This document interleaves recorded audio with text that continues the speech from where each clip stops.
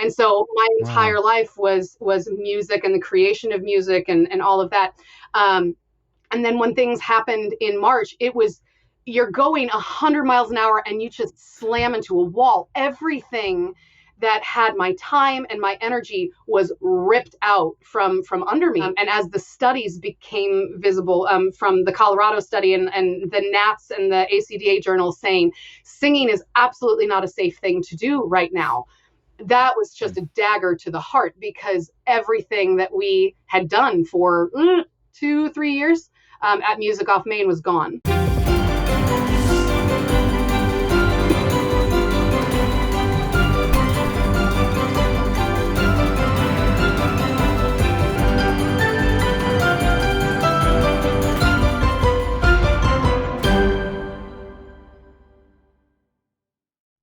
Hello and welcome to Year of the Pivot on the Beyond Networking podcast.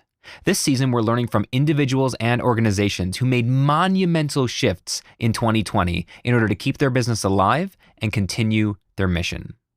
I'm your host, Brian Miller, an author, speaker, coach, and consultant on human connection.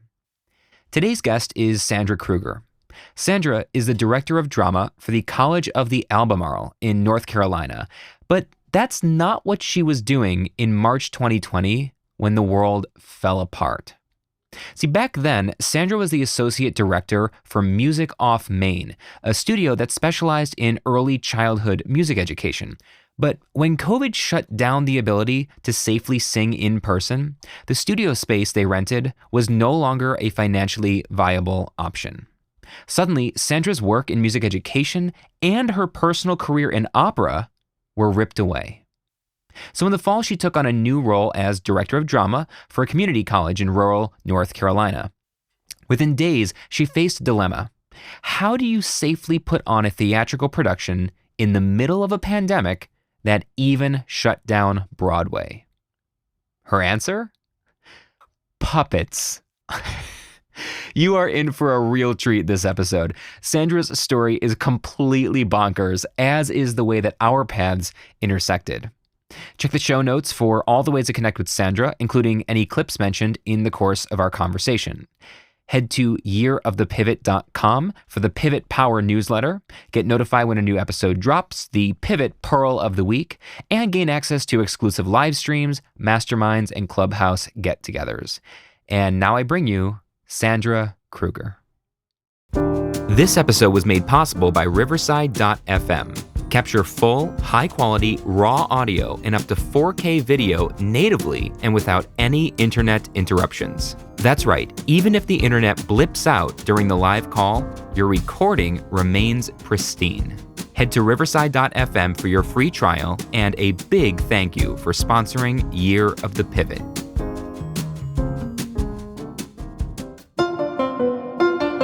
Pronounced Sandra, right? Just like it sounds, just like it looks? Yep, Sandra Agins Kruger.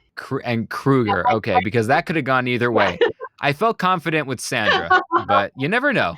You never know. So what are you working on right now? Like this week, this weekend? What? I mean, it's Thanksgiving, so maybe not this weekend, but like what's on your plate right now? We are actually we're knee deep in production for our next show. We are doing Elf the Musical, which is presenting its own challenges because it is not safe to sing right now.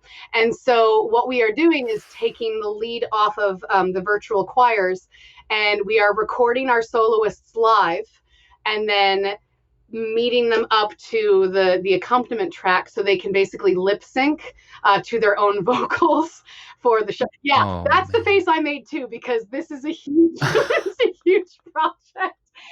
And it's, but the thing that's wonderful is that it gives our actors a way to experience the musical as it should be done, while still keeping us as safe as possible.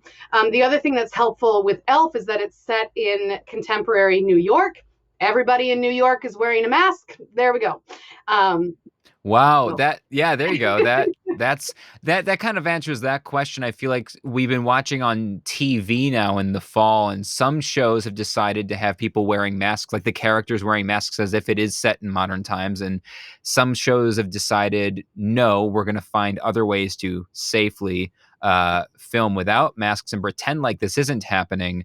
So you just decided, lean in. Yep.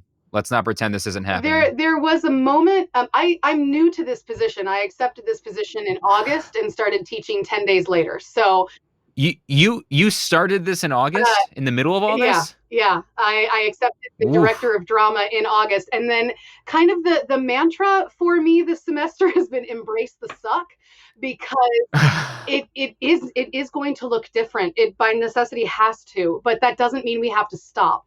It just means that we have to find new and creative ways to create something authentic and to create something of value without concession. It's we can sit back and go, well, I guess we're not doing anything this year, but that does such a disservice to the momentum that we need as creative people, and for the education of the students at the college. So it was kind of this idea of how do we lean in hard, and accept the situation that we have and make the most of it. And in a lot of ways, it's been beautiful because things have unlocked themselves that I wouldn't have entertained if we didn't have these confines in place. I just love that you have, in the middle of this crazy year, the role that you took on was director of drama. Yeah. It was like, yeah, how about that? Can you direct us off in a different direction, maybe? Some of the drama for the stage, that would be great. There's so much that went into all of it, so. I can see, though, that you're energized in a way that so many people in the arts and in the live event community, which is my whole community. I mean, I was in the worst possible industry to be making a living. Basically, for 16 years, I've been in the live event industry and specifically the conference industry. So most of my living was giving speeches at conferences with 500, 1,000, 2,000 people shoulder to shoulder for 5 days. Right. It's like, oh, that's never coming back, and you see photos and videos of things that we were doing just in January and February of people shoulder to shoulder in like Broadway theaters and stuff. And you go, oh my God, I'm having a panic attack looking at this photo. Can you imagine going like, how do we get back to that? Do we get back to that? I don't know. Well, we were. I'm part of the Virginia Opera Chorus. I'm a professional opera singer as well, and mezzo soprano. And so we were literally 48 hours from our first stage run of Aida, which is enormous. And we're so close to having the dancers there and the orchestra there. And we were in our final room run on a Wednesday. And the room was electric in a way that it was palpable. It was just this sense that we knew. And they left it, you just leave it all out on the boards. And then Friday, they closed everything down. And we were it's just heartbreaking because that music is so glorious. And you can't do it by yourself. You have to collaborate. And to have it be that close and then just... Anybody will have heard my 2-sentence intro for you, but let's back up for a second and tell me, back in January or February, before COVID, before we really knew what COVID was, if someone had asked you, if you met someone at a networking event and they said, what do you do? What would you have told them then? That would have been completely different. I was part of a musical endeavor with a dear friend of mine, Kelly Balmaceda. Together, we were a company called Music Off Main, and we specialized in private vocal instruction for all ages. We had a program called Mini Maestros that was for little toddlers up through preschool. We had the Albemarle Youth Choir called AYC that was for second grade up through 12th grade in 2 graded choirs. And we did private studios. So I had 12, 13 students at that time. And we were producing musical works. We mounted a production of Hansel and Gretel in December. We did sacred works. We did recitals, all of this. And we had a studio space that was it's just absolutely such a gift. And that was the bulk of my time, was at Music Off Main, or I was teaching at the College of the Albemarle in the capacity of music appreciation. And so my entire life was music and the creation of music and all of that.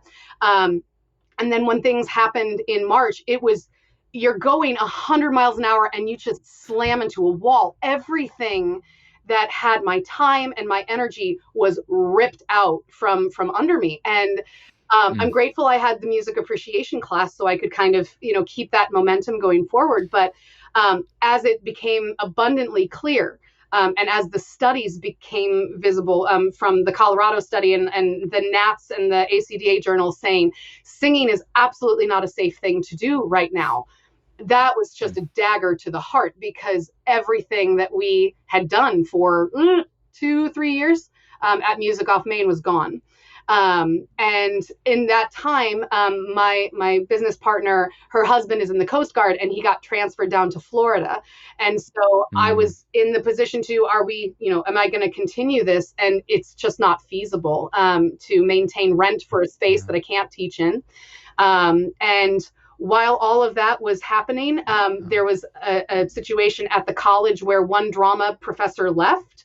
And I was just in the background going, I can fill in a couple classes if you want. And somehow they either, I think they rewrote some of the terms of my contract to allow me to take the drama position. Because my graduate degree is in opera, music, theater, performance. And so I'm qualified to teach the courses, but it's been a hot minute because everything was music related. And so, if you would have asked me in January, this question would have a absolutely completely different answer based off of where all of my energy and where all of my projects were.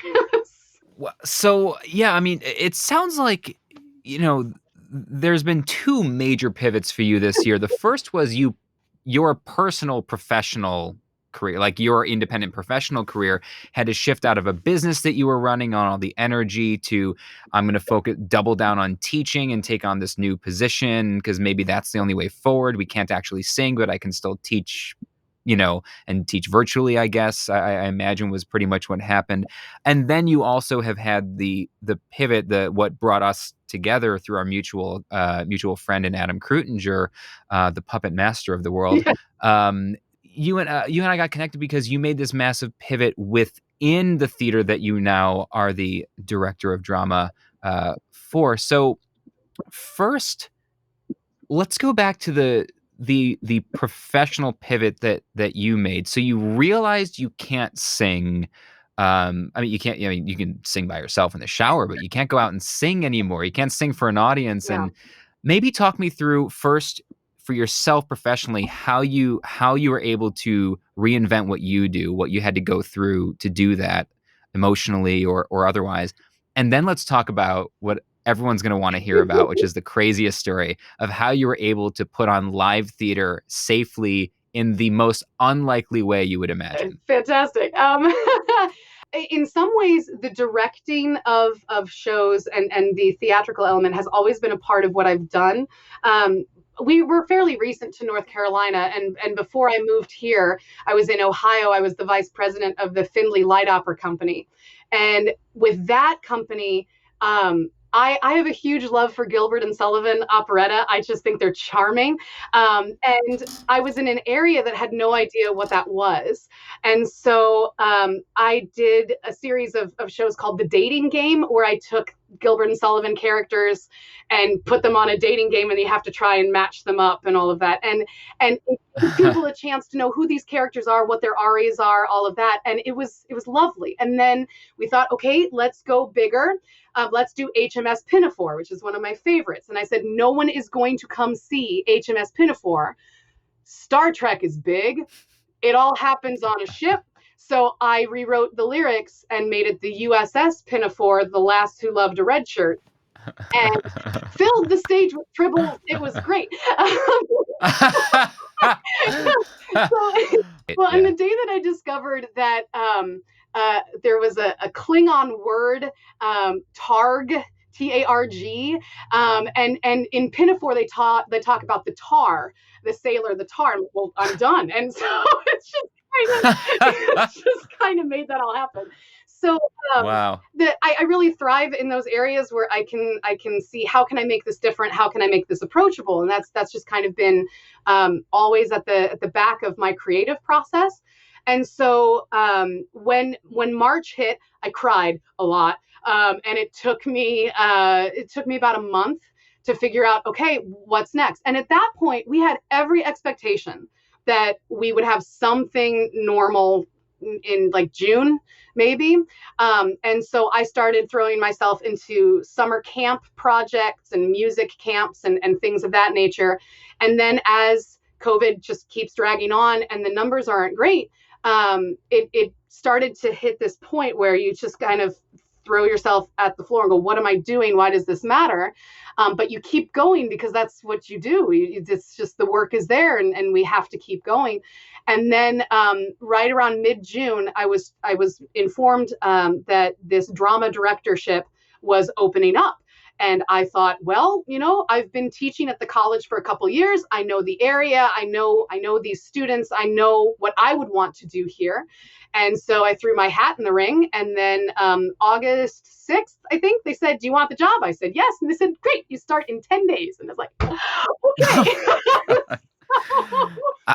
Yeah, that was intense.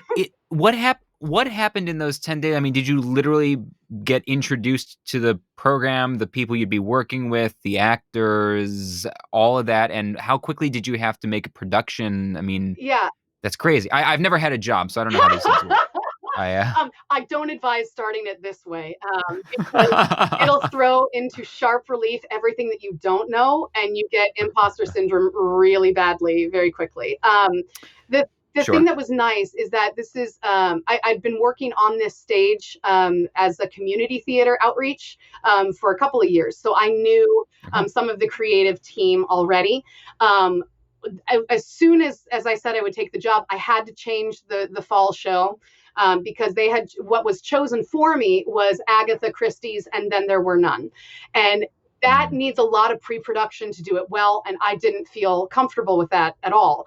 And so I was thinking about who normally auditions in this area, what type of show do I feel comfortable doing, taking into consideration the size of the set that was already going to be on the boards. I had done a show in Ohio called The Ghost of Rhodes Manor, and I thought, all I have to do is move one door from the noises offset. If I can just move that one door, I can save the entire set and move more quickly. And it was a show that I kind of remembered. If I did it over again, I'll get into that in a second. But there was enough familiarity and enough marshaling of the resources that I knew would be available that was open to me. So I made the change to go with Ghost of Rhodes Manor. And then before the semester even started, we had a meeting with the college's foundation and with the box office manager to talk about what can we do in light of the governor issuing new orders and all of this. And someone floated the question of, can we even do theater at all? And the answer in my head was absolutely yes, we have to. We can't not. And somebody said something like, if there was just a way that we didn't have to deal with masks. And I thought, well, Avenue Q doesn't have to worry about that. I can do puppets. Yeah, we can do this. And so during the meeting, I'm frantically, checking YouTube for anybody that has a tutorial that looks like I can do this. And Adam popped up and was like, oh my gosh, thank you. And after seeing that and seeing how approachable he made it, I was thinking to myself, okay, let's just do this. And then like a couple of weeks in, when we realized we're not building one puppet, we are building 12. We are building with people who have never cut a sewing template in their life. We're asking people to thread a sewing machine, which they've never done. We're asking them to do so much, but there was just this sense of, this is what we're doing, get on board, because it's either this or nothing right now. And when you're in the trenches like that, all of that self-doubt by necessity leaves you, because you have to lean into the decision that you've made. And it came up with a beautiful product. I mean, I'm floored about how well it worked. Really.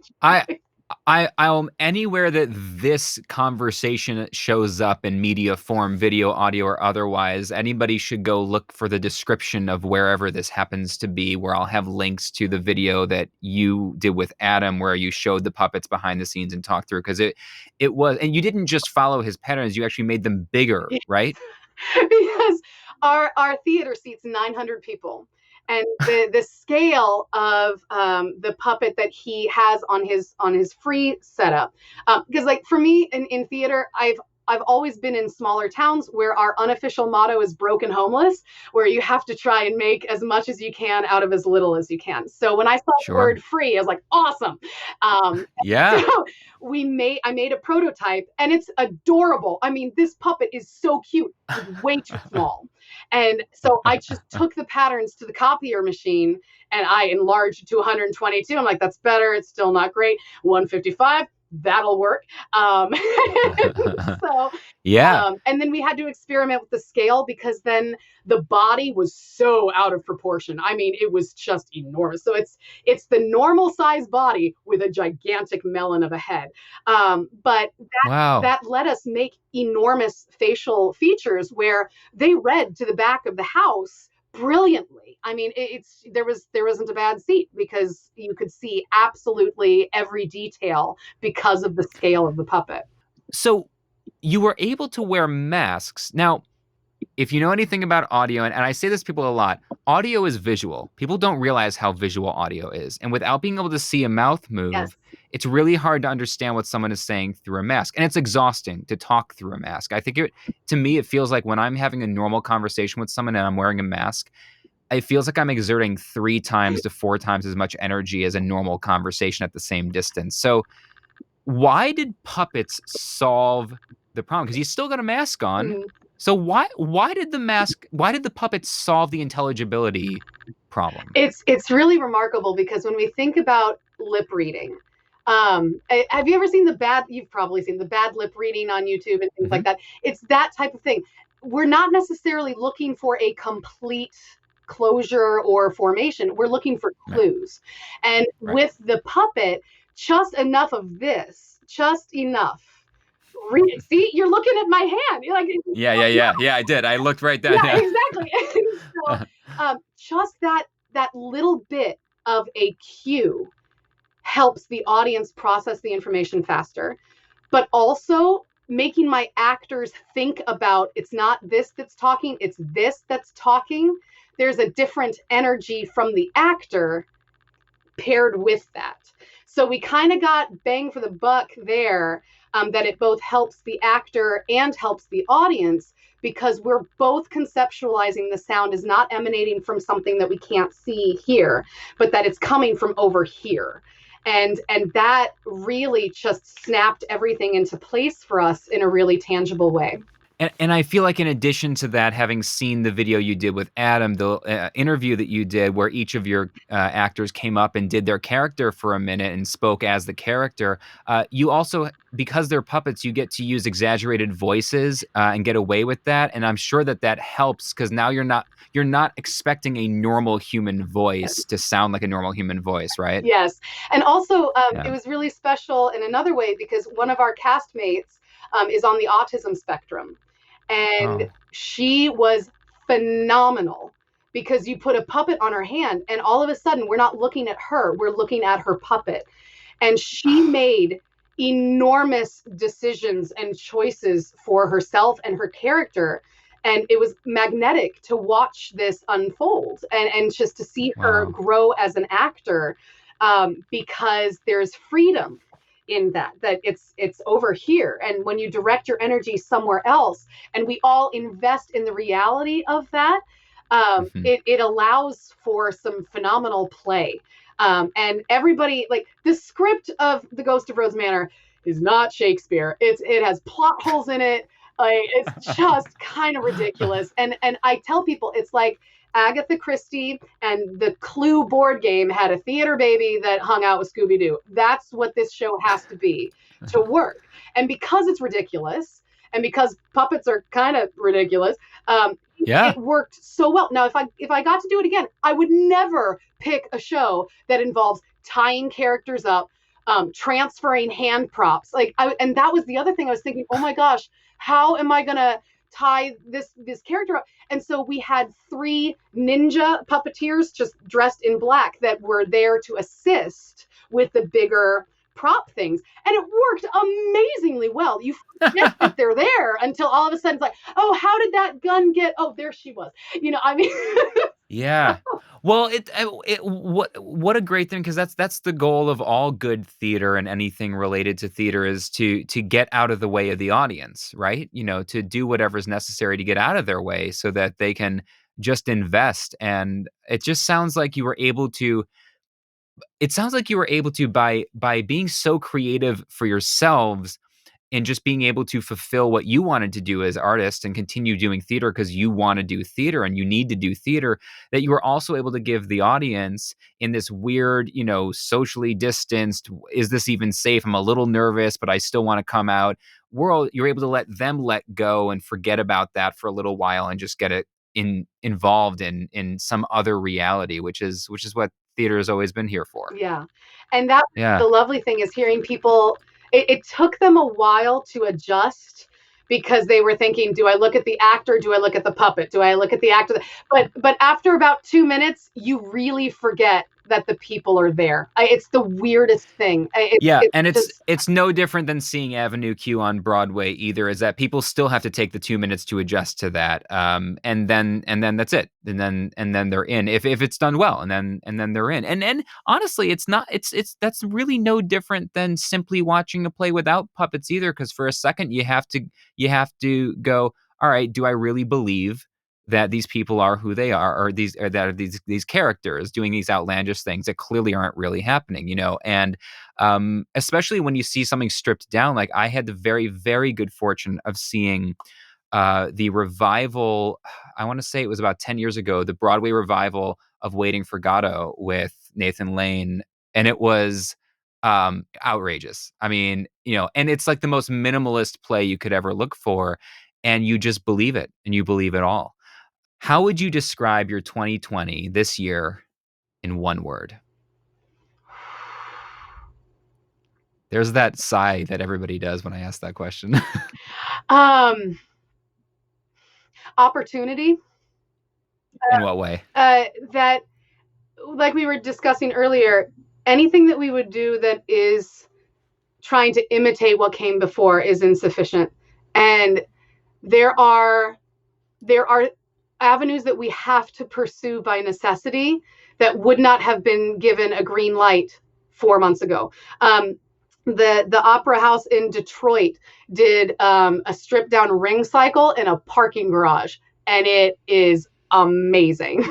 Like burned out car chassis, and I mean, it's just, and we had, there's a friend of mine in California with the Pacific Opera Project who he rewrote lyrics for Così fan tutte to be COVID fan tutte. I mean, it's just like, we have to be creative because we can't do a pale imitation. We have to see where we are and adapt and move forward. And that's the beautiful thing about theater, is that that's what we do. We adapt and we move. And to kind of break out of some of the preconceived notions of what art is or what art is supposed to be, and say, yeah, that's what it was. We can't do that now. So let's try this. And we don't necessarily know what's going to last, but that's not the point. The idea that we have the freedom to experiment and throw spaghetti at the wall and see what sticks and see what's valued, and what is feasible moving forward. To have the freedom to play in that space without the expectation of, well, is it going to be as good as what? I don't know. Let's just try it. Yeah. It might and it might not. But I am so happy to hear you say that, because this has been a point missed by so many people that in the arts community and the performers community, the communities I'm involved in, that have really, too many people have really just checked out, given up, not tried this year, and just went, all right, forget it. I'm either going to wait till the world comes back or I'm out. I'm still involved, obviously, in the magic community, and so many magicians I've talked to this year, dozens and dozens of them, who were full-time excellent performers and have basically thrown in the towel and are driving trucks for Amazon now. And they've been like, it's not as good. It's not, what if it doesn't live up to the audience or the client's expectations? And I said, what expectations? the audience doesn't know what a virtual magic show is supposed to look like, what it's supposed to feel like. They have no idea. The client doesn't know. I said to somebody recently, I was like impassioned and yelling at them. I was like, what show would you do in your head if there were no restrictions and no expectations? This is it. You've been given the gift. Yeah. This is your year to do the show in your head. People can't even heckle you. You can mute everybody. They can't reach over and drunk people can't grab the cards out of your hands. You can just do whatever you want. What would you do if you could do whatever you want? What a gift. Yeah. Yeah. Okay, so I love that. And you've spoken really, really passionately and elegantly and eloquently about all the different characteristics and traits of theater and theater people in creatives in general that have allowed those people to succeed this year. But I want to know, you specifically, which characteristics or personality traits of yours would you say were crucial to your success or at least survival this year? The nice thing is being a singer and coming from that standpoint, you get maybe, I think Kirsten Flagstad said, you get 3 great singing days a year and no one's going to hear you on those days, So like, you have to do the work to do the work. You have to kind of set your own expectation of yourself. And our big thing at our theaters, we don't let the ship sink. And so I found that being able to lead by example and to lead, I'm very much a lead with enthusiasm type of personality. And so to be able to throw myself into the work, knowing that the work was good, and believing in the product, regardless of if anybody saw it. This sounds so weird, but even if nobody saw it, the work is good. And my husband's a physicist, and so the whole idea that once statistical things are out in the world, they don't leave; they're just going out in space. And so there was some bizarre comfort in knowing that even if nobody but my cast saw this, this was good. This was good work. In the event that no one sees it, hey, Adam, you don't know me from anyone. I took your free stuff and made this.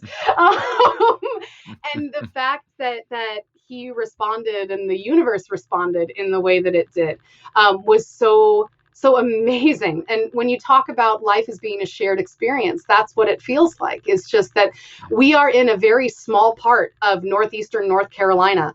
And the fact that we've been able to show what we've done off of a thank you note. He didn't have to answer, but the fact that he did and the takeaway that my students have from that has been such a phenomenal gift.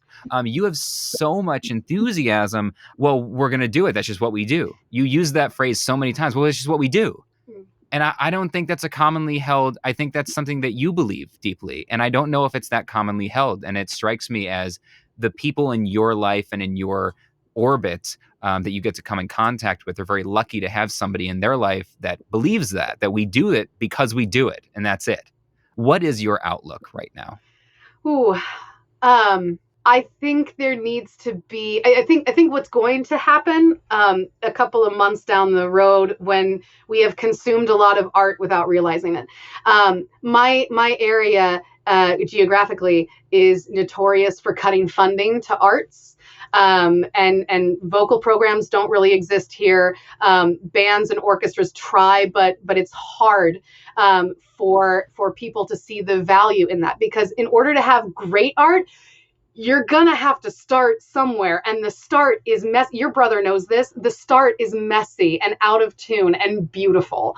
And I think that as we start to understand, once we've seen a lot of things, and then people will either get burned out by it or crave something different. I think that as soon as we understand that screens don't replace human interaction, I really hope that people will seek out live performance opportunities in a way that they haven't before. Because, for the past decade or so, everyone would always say, well, I don't have to go to the opera because I can just watch something on my phone, or I don't have to go somewhere because I have this. And now we're to the point where, like, oh my gosh, if I spend another half hour in front of a screen, Yeah.